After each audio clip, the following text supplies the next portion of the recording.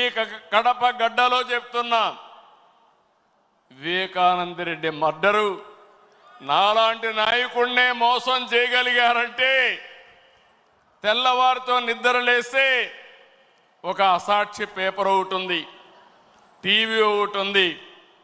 గుండెపోటుతో వివేకానంద రెడ్డి గారు చనిపోయారు. అందరి మాదిరిగా నేను కూడా నమ్మాను. అంతవరకు ఎప్పుడు కూడా నేను వేరే కోణంలో ఆలోచించేవాడిని. ఎన్నికల బిజీలో నమ్మితే సాయంత్రానికి మలుపుల మీద మలుపులు, గొడ్డలితో మెదడు కూడా బయట వచ్చి అంత చిన్నాభిన్నమైపోయి రూమంతా రక్తం ఉంటే అలాంటిది కడిగేసి ఏమీ జరగనట్టు గుండెపోటుతో రక్తం వచ్చి గోడలన్నీ కూడా తడిచిపోయాయని చెప్పగలిగారంటే ఎలాంటి వారితో మనం పోరాడుతున్నాం ఒక్కసారి ఆలోచించుకోవాల్సిన అవసరం ఉంది. సాయంత్రానికి మలుపులు తిరిగి రెండో రోజున నారాసుర రక్త చరిత్ర నా చేతిలో కత్తి పెట్టి నా మీదనే నెపవేసే పరిస్థితికి వచ్చారంటే కెన్ యూ ఇమాజిన్ అని చెప్పి నేను మిమ్మల్ని అడుగుతున్నా. అర్థమైందా మీకని అడుగుతున్నా. అర్థమై ఉంటే చేలు పైకెత్తమని చెప్తున్నా. అలాంటి కరుడు గట్టినటువంటి నేరస్తులతో రాజకీయం చేస్తున్నాం. అందుకే నిన్న ఒకటి జరిగితే వీరయ్య చౌదరి, సంతనూతలపాడు, పల్నాడు హత్యలు జరిగాయి. హత్యలు జరిగితే నాకు అనుమానం వచ్చింది. ఇప్పుడు నేను ఎవరిని నమ్మడం లేదు. ప్రతి ఒక్క విషయాన్ని కూడా సందేహం పెట్టుకొని మనసులో వేరే విధంగా నేను ఆలోచించి ఎవరు చేశారని ఆలోచించే పరిస్థితికి వచ్చాను. చేస్తే కొంతమంది మన దగ్గరుండి వాళ్లకు కోవర్ట్లుగా పనిచేస్తూ వాళ్ళ ప్రోత్సాహంతో ఇష్టానుసారం హత్యా రాజకీయాలు చేస్తున్నారు. మన చేతితో మన వేలుతో మన కన్ను పొడుచుకొని తద్వారా రెండు పనులు, ఇది తెలుగుదేశం పార్టీ వాళ్ళు వీళ్ళనే చంపుకుంటున్నారు అని చెడ్డ పేరు తేవడం, వాళ్ళ టార్గెట్ని సులభంగా ఎలిమినేట్ చేయడం, ఇది నేరస్తులు చేసే కనికట్టు మాయ. అందుకే చెప్తున్నా, ఎవరైనా సరే మన కార్యకర్తలు కూడా ఇలాంటి తప్పుడు పనులు చేస్తే ఏ కార్యకర్తను కూడా నేను ఉపేక్షించనని మరొక్కసారి మీ అందరికీ విజ్ఞప్తి చేస్తున్నా. మీకందరికీ ఆమోదయోగ్యమైతే గట్టిగా చప్పట్లు కొట్టి మీరు కూడా ఆమోదించండి.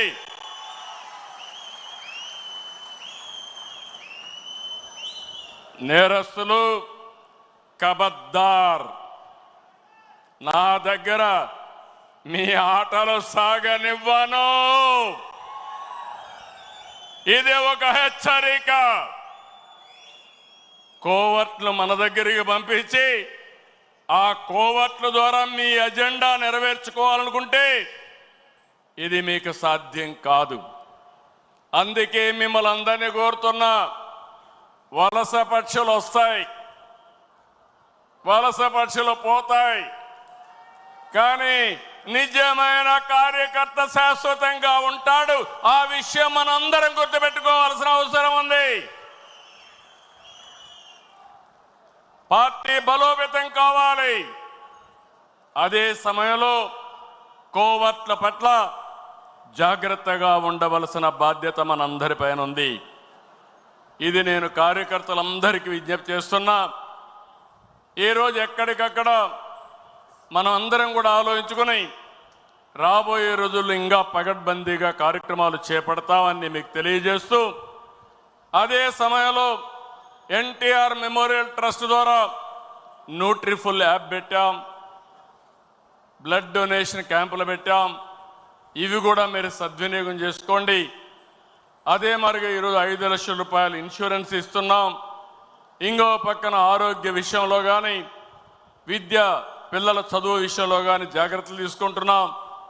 ఈ రెండే కాకుండా ఆర్థికంగా కూడా మన కార్యకర్తల్ని పైకి తేవడానికి ఎలాంటి కార్యక్రమాలు చేయాలనో అది కూడా ఆలోచిస్తున్నాం.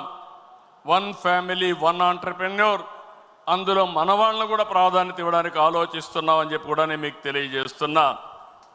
అయితే ఈరోజు మీరందరూ కూడా ఈ విషయంలో కూడా కూటమి అంతా కూడా ఐక్యంగా ఉండాలి. 2029లో 2024 కంటే పెద్ద మెజారిటీతో గెలిపిస్తామని హర్షాన్ని ఆమోదాన్ని తెలియజేయాల్సిన బాధ్యత మీ అందరిపైన ఉంది. అదే సమయంలో పేదల సేవలో సోషల్ రీఇంజనీరింగ్, ఈరోజు ఈ రాష్ట్రంలో సంక్షేమ కార్యక్రమాలకు ఆద్యుడు మన నాయకుడు ఎన్టీ రామారావు గారు. ఆ తర్వాత సంక్షేమ కార్యక్రమాల్ని ముందుకు తీసుకుపోయిన పార్టీ తెలుగుదేశం పార్టీ. ఇంకో పక్క మీరు చూస్తే వెనుకబడిన వర్గాలు ఎప్పుడు కూడా తెలుగుదేశం పార్టీకి కంచుకోట, వెన్నెముక. ఏ సందర్భంలో కూడా ఏ వ్యక్తి కూడా వెనుకబడిన వర్గాలను మర్చిపోవడానికి వీలు లేదు. అందుకే మొన్న ఎలక్షన్లో ఒక పని చేశాం.